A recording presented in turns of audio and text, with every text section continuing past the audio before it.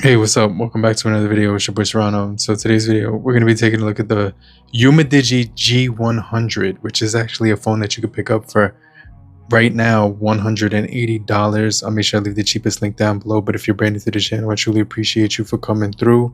If you're new, but if you're already a part of the crew, salute.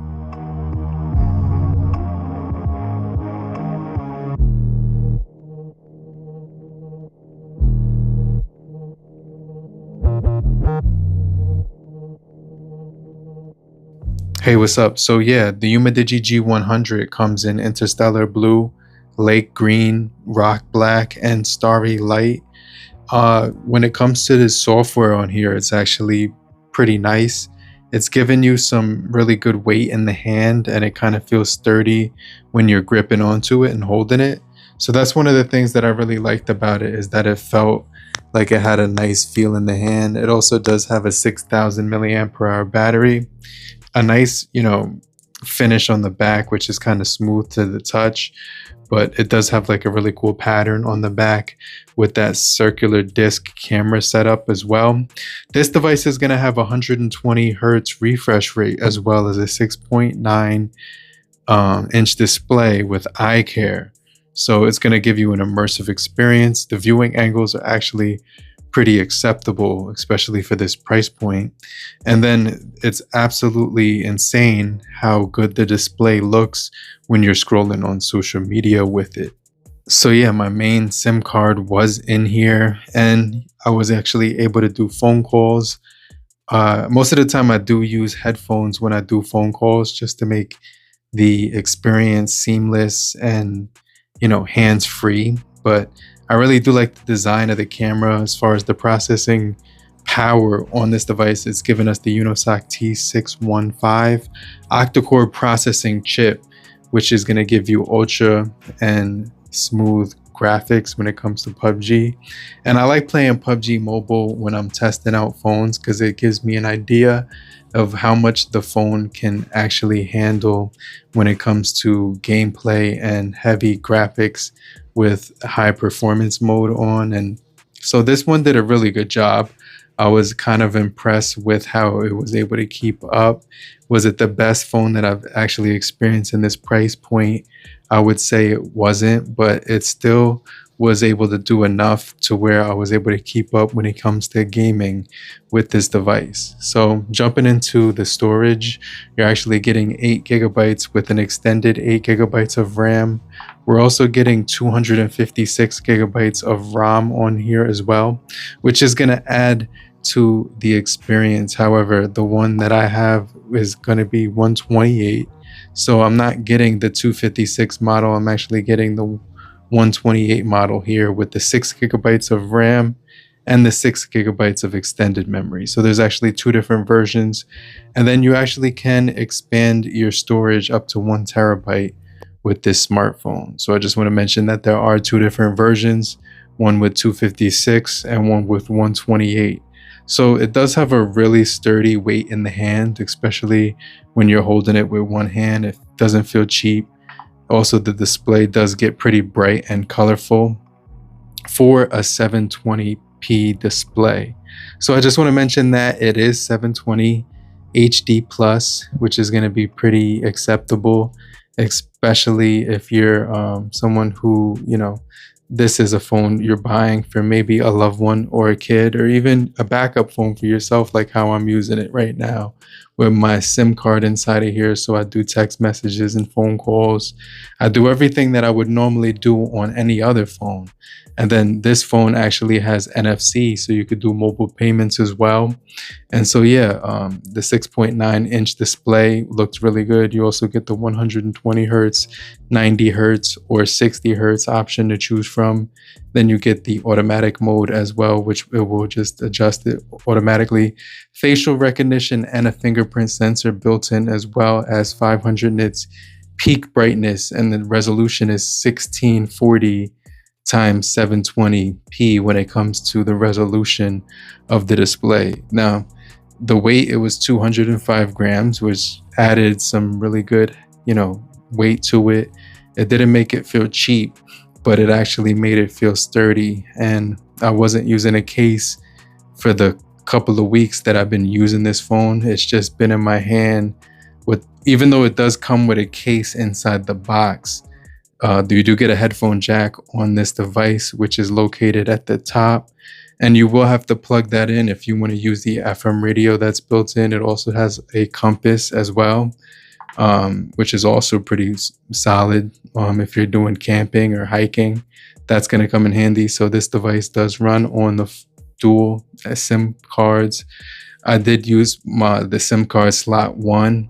I didn't have a SD card to expand the storage on here yet, but I plan on picking one up. But it ran really good when it came to phone calls. No phone calls dropped on here whatsoever. And it does also have Wi-Fi calling and Wi-Fi like texting. So if you're in the house and you have a bad connection, you can connect to the Wi-Fi network, which is going to give you 5 gigahertz or 2.4 gigahertz Wi-Fi. And like I mentioned earlier, you will get NFC for mobile payments on here too, which is going to be nice. You also do get GPS, GLONASS, Banal, and Galileo. And so yeah, as far as the photos, I wanted to jump into the cameras because this device does have some pretty decent quality. You get a 16 megapixel front camera, and then you also get a rear camera, which is going to give you f2.4 when it comes to, you know, depth shots with the 2 megapixel, or you also get a macro camera and a 50 megapixel main camera too. And so I was at the animal bird sanctuary. I was able to capture some really good photos of some peacocks and some parrots, because I'm really a bird lover and an animal lover in general. So yeah, the camera, you could actually use the zoom with the volume buttons to zoom in really nice and smooth. And so I like that feature as well, which is mainly allowing you to zoom in with that button to make it a little bit easier when you want to get closer to objects.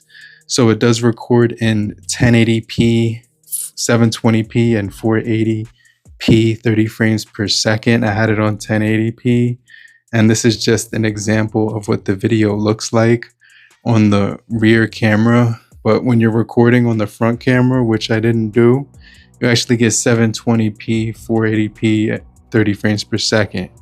So yeah, it was pretty decent when it came to the quality that it was taking on the front, but on the rear, it definitely did a really good job.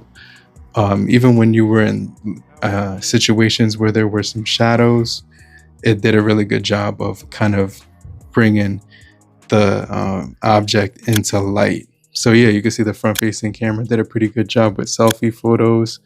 I could zoom in at 10 times here and 1 times there. It captures some pretty decent sunsets with also some, you know, intimate details. Colors were very, you know, neutral. They weren't oversaturated, but they weren't too, you know, like under punchy either. So they definitely had a solid look to it when it came to capturing photos.